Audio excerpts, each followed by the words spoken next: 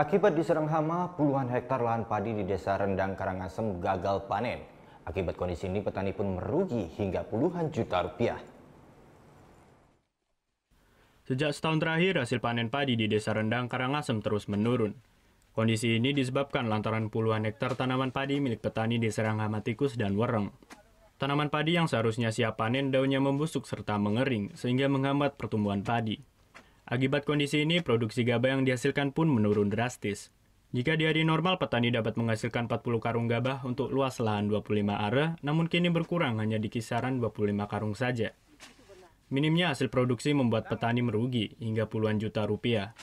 Berbagai upaya pun telah dilakukan petani untuk menekan kerugian, salah satunya dengan memakai obat khusus pembasmi hama.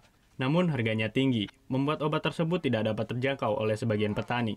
Gagal panennya ini seperti kena penyakit. Kadang-kadang penyakitnya ada daunnya busuk, ada daunnya atau tuntul seperti merah-merah itu. Kalau merah itu tidak mau pertumbuhan buah itu tidak mau tumbuh karena kena penyakit. Dalam setahun terakhir sudah 3 kali berturut-turut hasil panen padi di Desa Rendang, Karangasem terus anjlok. Terkait kondisi ini, petani pun berharap pemerintah setempat segera memberikan bantuan obat pembasmi hama sehingga hasil produksi padi kembali normal.